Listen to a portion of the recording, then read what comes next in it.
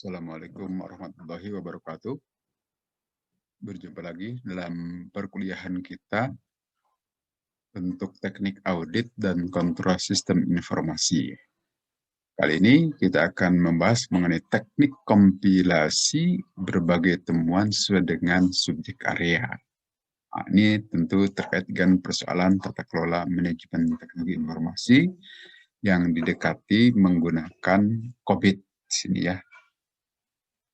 Di sini agendanya seperti biasa terdiri dari 7 pokok bahasan. Mengenai kompilasi temuan nanti terkait kontrol, tata kelola, kemudian juga terkait kontrol komponen tata kelola ini menggunakan 7 enabler ini.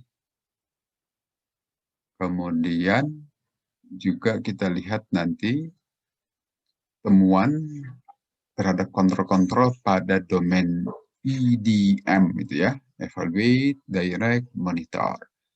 Kemudian juga di domain align, plan, and organize. BAI, build, acquire, and implement. DSS, deliver, service, and support, monitor, evaluate, and assess. Itu adalah beberapa hal yang akan dilihat bagaimana cara mengkompilasikan temuan dari hasil audit di semua domain yang ada di COVID ini.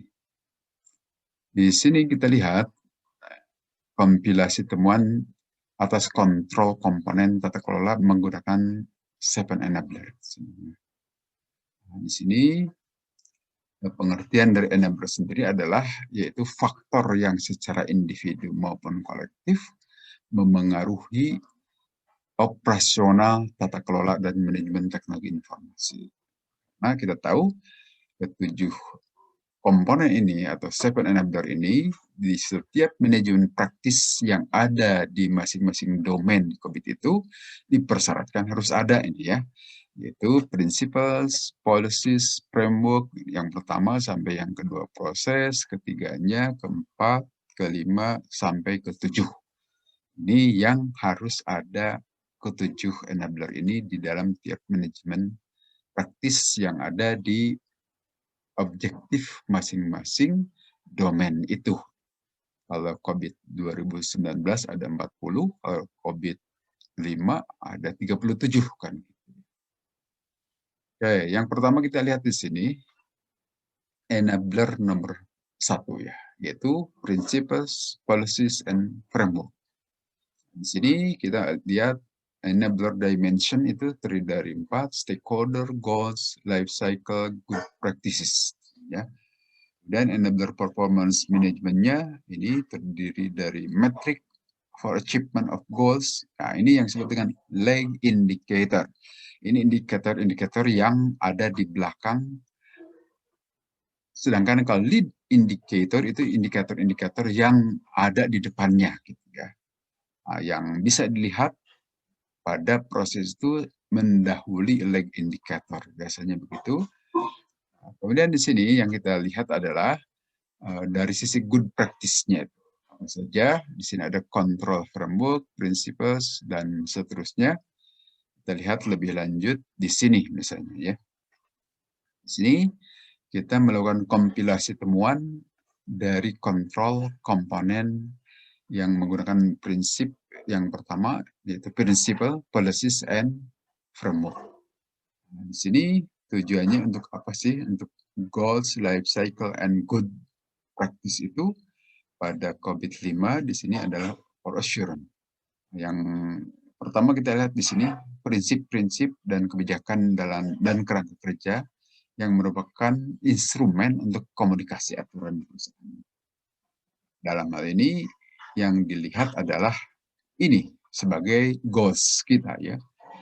Prinsip di sini prinsip kebijakan, kalau di bawahnya dalam jumlah yang telah ditentukan presiden. Menggunakan bahasa sederhana dengan mengungkap nilai-nilai inti dari perusahaan. Dan kebijakan memberikan panduan rinci tentang bagaimana menerapkan prinsip tadi gitu ya di dalam operasional harian.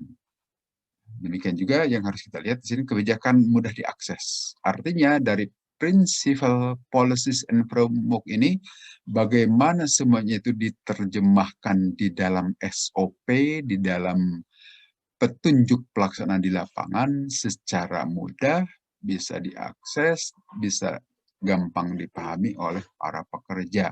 Selain para pekerja atau karyawan itu juga memang diberikan training, diberikan pengenalan atau sosialisasi sebelumnya terhadap principles, policies, and framework yang digunakan di dalam organisasi perusahaan tersebut.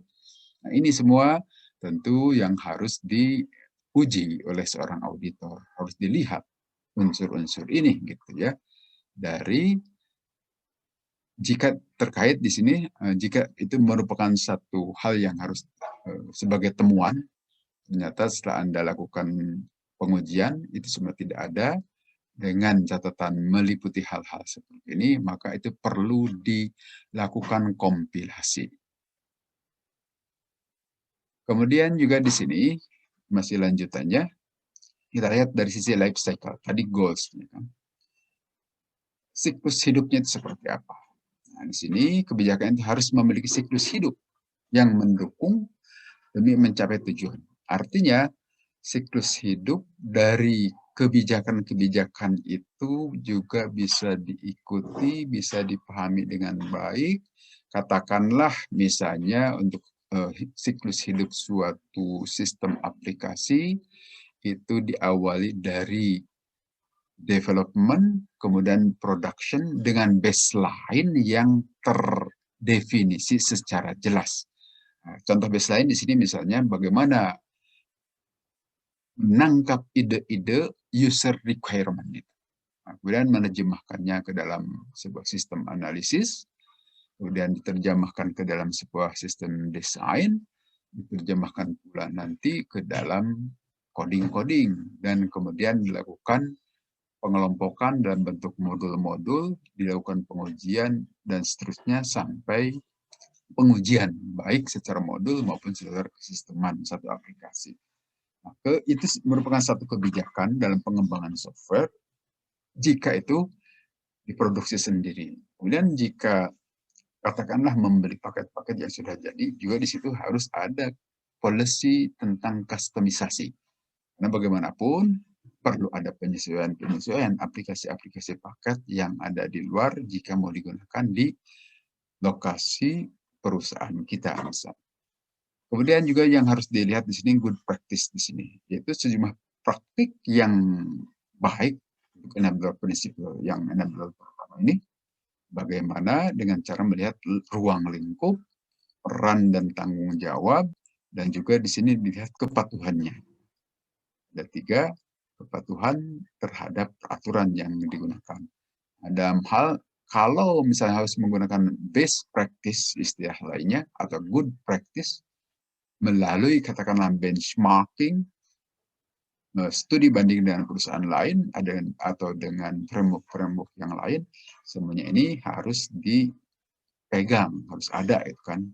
Dan melihat tadi enabler practice, policies, dan framework-nya bagaimana melingkupi ruang lingkup, validitas dalam arti memang itu sudah absah, benar ditunjukkan bahwa kebijakan tadi bisa berjalan di suatu perusahaan tertentu dengan bukti-bukti tentu saja.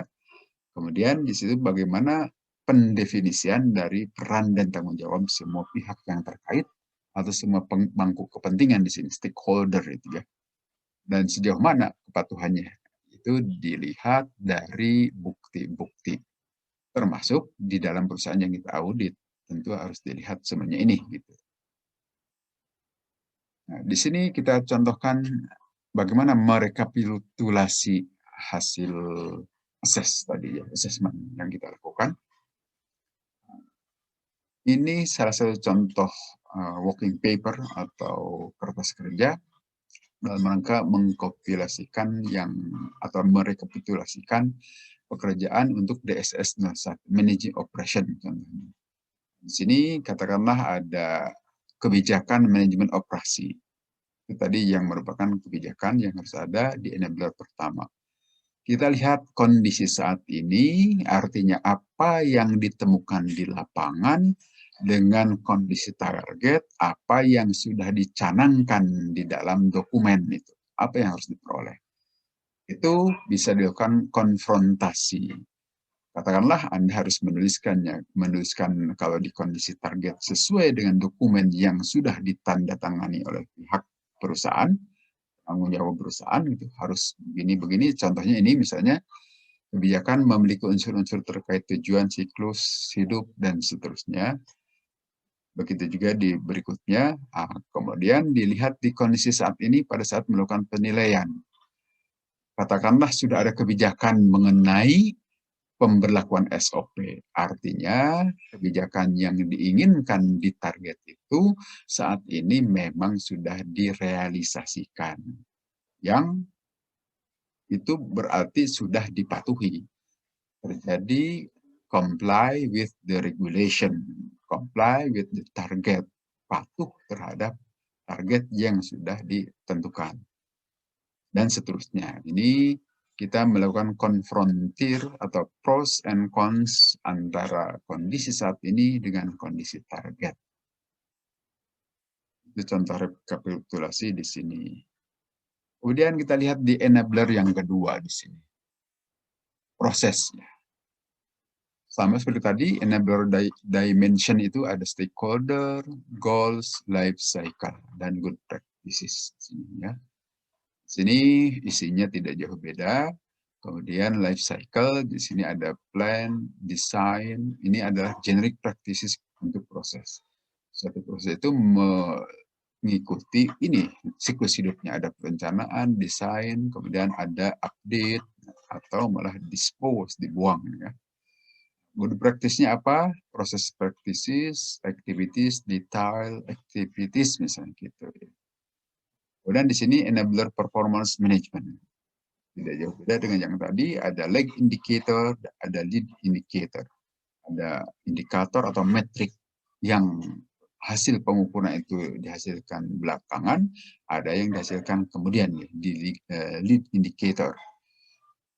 Kemudian kita lihat di sini, dari tadi, bagaimana kompilasi temuan terhadap kontrol komponen pada enabler proses. Kita melakukan evaluasi pada enabler proses, misalnya pada COVID-5 di sini ya. Assessment model untuk ISAKA tahun 2013 ini mencakup 3 hal di sini. Proses praktis, activities, detail activities. Di sini kita memiliki tabel seperti ini. Ada proses PAID ya, proses atribut ID, ID dari atribut proses, katakan begitu. Kita memiliki level 0, level 1 ini untuk tingkatan dari capability dan proses atributnya. Katakanlah ini yang dicontohkan oleh COVID-5 tahun 2013 seperti ini. Jadikan sebagai acuan ya. Kemudian kita lihat di sini capability level sebagaimana sudah Anda ketahui di dalam COVID itu sudah didefinisikan, terutama COVID-19, Anda bisa melihat masing-masing proses dari manajemen praktis itu sudah diberikan nilai capability, proses capability level. Dengan catatan nilainya itu hampir sama dengan CMMI itu. Di sini incomplete 0, level 0 di sini. Kemudian level 1 perform ini ya. Proses telah diimplementasikan. Kemudian level 2 manage disebutnya, level 3 establish dengan kriteria-kriteria yang seperti ini tadi sudah didefinisikan di dalam tabel. Kemudian predictable untuk level 4-nya dan level 5 adalah optimizing. Semua ini untuk mendefinisikan proses-proses yang ada di dalam manajemen praktis dari masing-masing objektif dari domain yang ada di dalam COVID. Gitu. Di dalam COVID sudah diberikan nilai-nilai seperti ini, dan itu bisa jadi pedoman kita bagaimana level dari proses ini. Kemudian di sini ada skala rating atribut proses. Atribut proses nanti ada ratingnya itu ada N, P, L, dan F di sini. Ada not achieved, ya artinya di sini baru 15%, di bawah 15%. Atau paling banyak 15%. Artinya sedikit atau bahkan tidak ada eviden. Nah, Anda nanti tentu saja harus melihat kondisi di lapangan untuk mengetahui bahwa itu not achieved, dibuktikan dari eviden, bukti-bukti, fakta di lapangan, apakah proses ini dijalankan atau tidak. Kalau dijalankan, mana bukti dijalankannya. Nah, kalau ternyata datanya itu tidak memadai, artinya tidak sesuai kriteria yang seharusnya, katakanlah datanya di bawah 15%, kita kasih nilai NE di sini, not achieved, atau N. Ya. Kemudian kalau datanya itu antara 15 sampai 50%, tentu di situ akan kelihatan ini proses harian kah, proses mingguan kah, proses bulanan. Nah, bisa ketahuan kalau proses harian sehari harus berapa, proses yang dijalankan idealnya sesuai dengan kondisi yang seharusnya atau kondisi target. Nah, dari situ Anda bisa mengetahui bagaimana pencapaiannya itu ya. Apakah partially achieve? Kalau ternyata data yang dihasilkan atau yang Anda peroleh di bawah 50%, katakanlah sehari harus melakukan proses 100 kali. Nah, data yang Anda peroleh hanya 50 kali, artinya di bawah 50% atau sama dengan 50%. Sehingga Anda kasih nilai P di sini ya.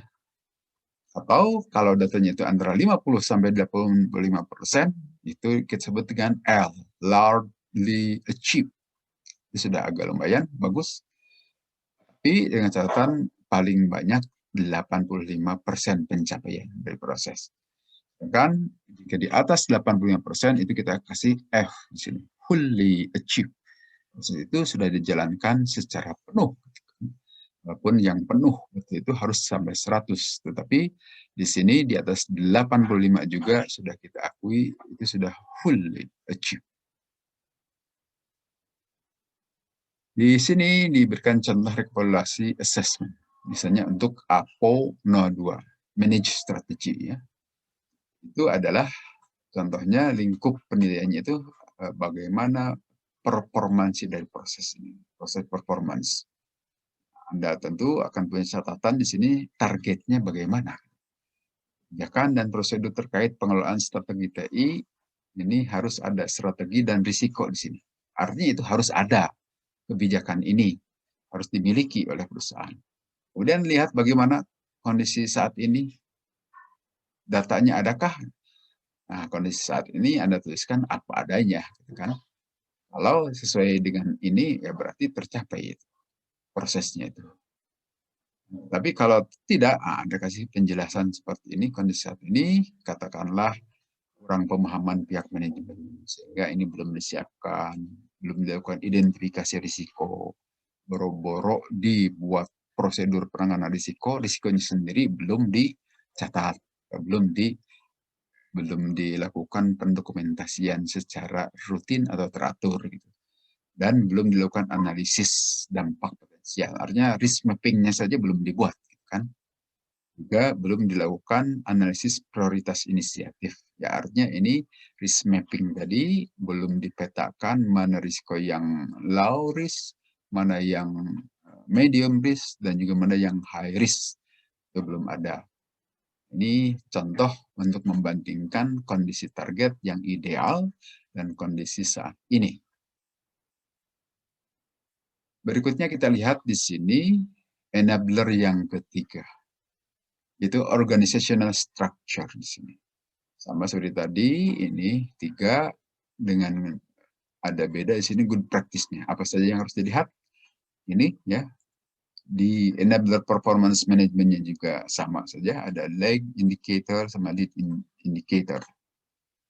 Nah, kita lihat di sini, di enabler organizational structure itu tentu fokus pada hal-hal di bawah ini yang harus dievaluasi oleh Anda sebagai auditor ya. melihat dari operating principles-nya, span of control, rentang kendalinya, maksudnya level of authority, di sini otoritas yang diberikan kepada masing-masing pihak yang ada kaitannya dengan pekerjaan ini, dan juga persoalan delegasi, bagaimana cara mendelegasikan dari atasan ke bawahan, ada yang delegasi penuh, ada sebagian, dan juga ada yang dilakukan katakanlah secara bersama di sini ya, dalam kontrol langsung atasan. Escalation procedure-nya ini kalau ada persoalan bagaimana cara mengatasinya itu, persoalan dalam operasional misalnya. Nah, di sini kita lihat contoh merekapitulasikan misalnya untuk manajemen praktis di sini APO 05, manage portfolio ya. Objektifnya ini ya. Nah, di sini persoalan yang dinilai apa? Berkaitan dengan PMO di sini ya, Project Management Office dan Assurance Partner. Nah, kondisi yang harusnya bagaimana? Target yang tercatat di dalam kondisi idealnya. Nah, ini sini struktur harus memiliki unsur-unsur indikator stakeholder misalnya. Posisi PMO harus diadakan pada setiap kerja misalnya. Apa yang ada dalam kenyataannya, tentu ini Anda harus tanyakan, harus cari buktinya, kemudian juga harus dilakukan klarifikasi. Bisa saja Anda dikasih data, tetapi bisa saja salah baca data. Harus dilakukan klarifikasi dengan pemilik data tersebut. Tetapi kalau ada ketidaksesuaian, tuliskan apa adanya di sini ya. Misalnya tidak ada posisi Project Management Office, dan seterusnya. Boro-boro kerjanya dikerjakan, itu PMO-nya sendiri belum ada. Kemudian ke assurance partner, tidak ada pihak eksternal yang bertanggung jawab untuk audit portofolio perusahaan. Padahal di kondisi targetnya itu atau idealnya itu harus ada, memiliki semuanya ini. Ini bisa jadi sebagai calon temuan, walaupun belum tentu nanti setelah diklarifikasi, oh ada bukti-buktinya semuanya itu sudah dimiliki katakanlah oleh si unit atau perusahaan tersebut. Kita lanjut di sini ke enabler yang keempat, itu yang berisi culture, ethics, dan behavior di sini ya. Seperti itu juga sama enabler dimensionnya ada S, G, L, G, P di sini ya. Good practices-nya. Apa saja good practice untuk enabler 4 ini? Di sini ada communication, enforcement, incentive, sampai champions. Itu yang bisa dilakukan misalnya untuk melihat bagaimana temuan pada enabler yang keempat ini. Dengan EPM-nya sama saja di sini. Ya. Kita lihat di sini untuk enabler yang culture, ethics, and behavior itu kita fokus pada aspek-aspek ini yang dievaluasi. Nih, komunikasinya bagaimana? Karena kita kaitan dengan kultur kan, etika dan perilaku di sini. Ini terkait erat komunikasi, enforcement, ini pemberdayaan, pendorongan supaya hal-hal aspek-aspek tertentu itu bisa berjalan karena ada dukungan hal-hal yang lainnya. Dan insentif dan reward, penghargaan ini gimana didorong supaya orang itu atau unit tertentu itu makin semangat untuk mengerjakan satu tanggung jawabnya. Awareness sama di sini rules and norms and champion. Ini terkait dengan culture, sama seperti di kampus-kampus kita juga digalakkan terus lomba perlombaan, harga penghargaan itu. Baik di tingkat universitas maupun di tingkat kementerian misalnya, atau pihak-pihak tertentu, asosiasi-asosiasi tertentu. Itu bagian dari membangun kultur, etik, dan behavior. Nah, kalau di sini kita lihat sisi-sisi ini bagaimana gitu ya. Melihatnya sebagai auditor pada saat mengaudit menggunakan framework COVID. Nah, di sini contoh rekapitulasi misalnya untuk manage portfolio ini, untuk di APO juga ini ya. Apa yang dinilai? Di sini kita memiliki lingkupnya. Memiliki budaya yang sadar terhadap kepatuhan, manajemen risiko. Di sini kita punya kondisi target, kondisi idealnya, budaya terhadap atau yang dimiliki oleh stakeholder itu, life cycle dan sebagainya itu telah ada, telah disadari. Istilah di sini telah didefinisikan, kan? Bukan kenyataannya tidak ada budaya penentuan pendekatan antar proses pengelolaan strategi, pengelolaan anggaran dan sebagainya. Artinya ini menjadi temuan bagi kita karena kondisi ideal, kondisi target tidak dipenuhi di kondisi lapangan. Gitu. Walaupun sekali lagi ini baru rencana atau calon temuan, karena masih harus dilakukan klarifikasi nanti. Tapi tetap Anda lakukan di sini dilakukan rekapitulasi. Tulis saja dulu, kemudian nanti lakukan klarifikasi, verifikasi, termasuk validasi juga